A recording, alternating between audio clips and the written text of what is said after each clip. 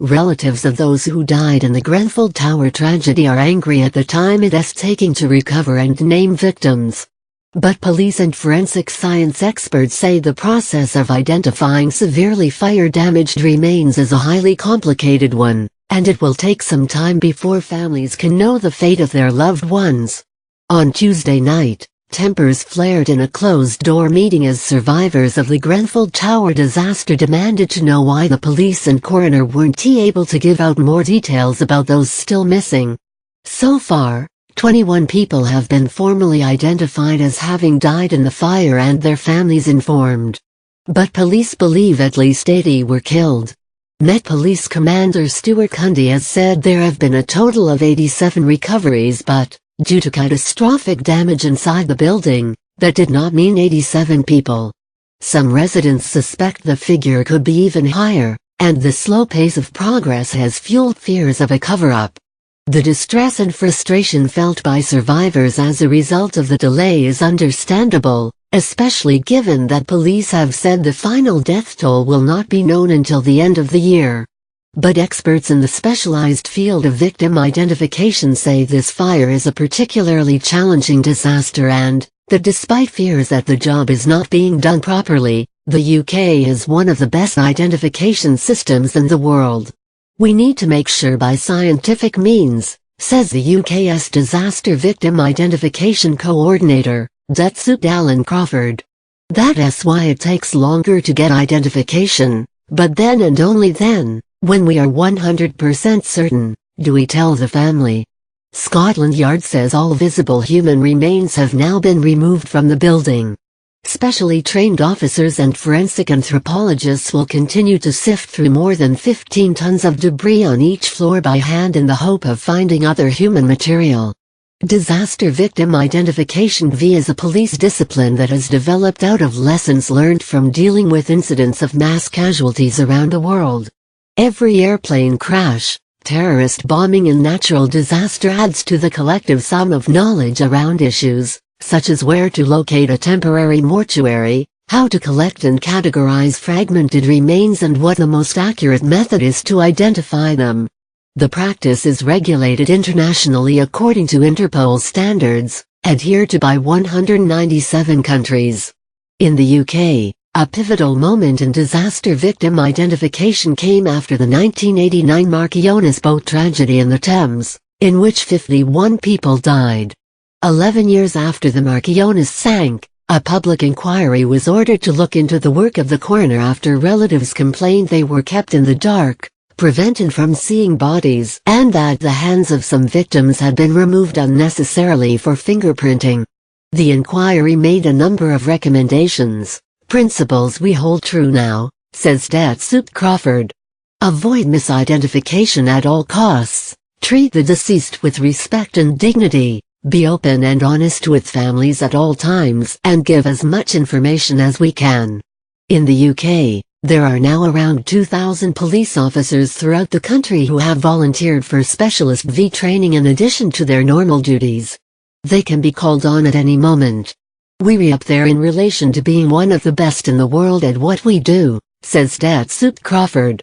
We lead a lot of countries and they seek our advice. When a disaster like Grenfell Tower happens, there are two distinct strands to the process of identifying victims. One is gathering as much information as possible about potential victims from relatives and friends, including collecting medical and dental records. On the morning of the Grenfell Tower fire, the number for a casualty bureau phone line was given out the media. Members of the public who called in were asked a number of specially scripted questions designed to prioritize those with information about potential victims. Those deemed likely to know someone caught up in the fire were allocated a family liaison officer who logged details about the missing person onto an official Interpol form. The other strand of identification involves collecting information from the bodies themselves. This work is led by a Senior Identification Manager (SIM), who appoints a Scene Evidence Recovery Manager, or SERM, who in turn oversees the work of V-trained body recovery teams. These teams log every detail before moving them to a designated mortuary. At that time, We don't know who we are recovering, so it's really important we recover the body or human remains in a dignified manner, says Datsup Crawford. We need to make sure it's photographed, there is a continuity of evidence, there is a forensic preservation, and all the way through that process from body recover to being lodged at the mortuary is done to a judicial standard. When bodies are brought into the mortuary, experts try to identify them according to standards set by Interpol. This means identification must be made using dental records, fingerprints or DNA. Medical implants that carry serial numbers such as pacemakers or hip replacements can be used as secondary identifiers, as can scars, marks and tattoos. Visual identification by relatives is not used because this is regarded as unreliable. Nor is the discovery of property on a body, such as bag or purse. Datsup Crawford cites a 2006 case in the U.S. where 5 college students were killed in a minibus crash. One family was told their daughter had died, after her body was identified from the bag she was found with. In fact, she had survived and was heavily bandaged in intensive care, being watched over by another family whose daughter had been killed in the crash. It was several weeks before the mistake was discovered. In the case of Grenfell Tower, there are several factors complicating this identification process. The first is that the fire is what is referred to as an open disaster. A closed disaster is a situation such as a plane crash, in which a manifest exists of all the passengers and crew. In such a case, identification is a relatively straightforward case of matching the dental records of those on board with the victims. Open disasters are more difficult. Here, investigators might have an idea of who was present, but do not know conclusively, making it hard to collect references for DNA, fingerprints or dental records. Although the police have a list of those missing and presumed dead from the fire, they still have no information on the inhabitants of 23 out of the 129 flats in the building.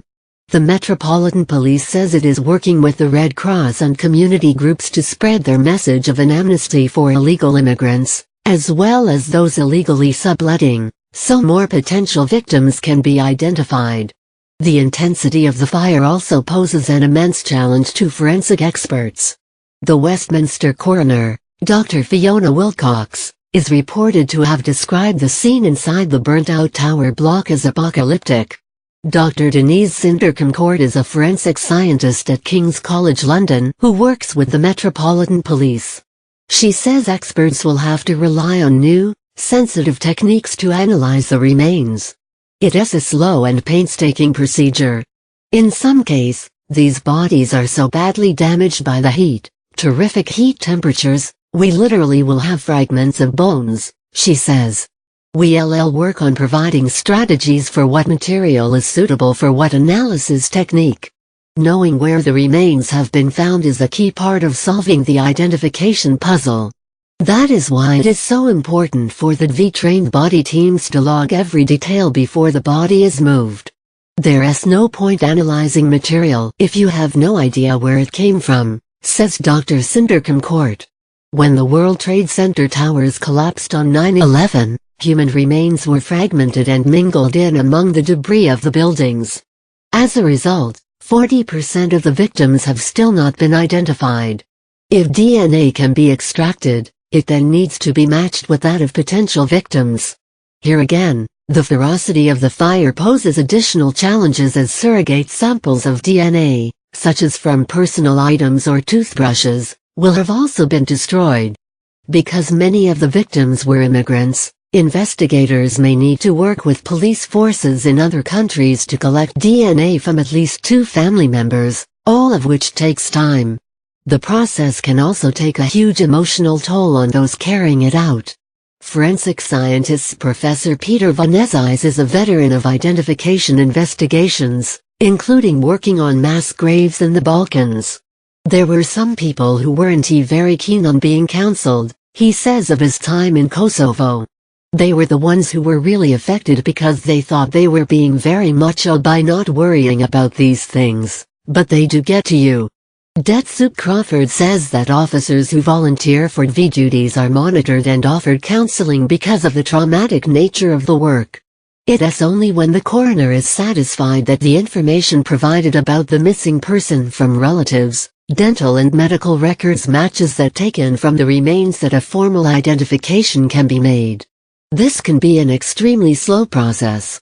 There might be an awareness of how long it takes if one sits down and thinks about it in the cool light of day, says Professor Peter Van Esses, who was part of the team who identified the final King's Cross fire victim, 20 years after the disaster. But when you read dealing with relatives who are bereaved or waiting to find out what happened, frustration comes along very quickly. Join the conversation. Find us on Facebook, Instagram, Snapchat and Twitter.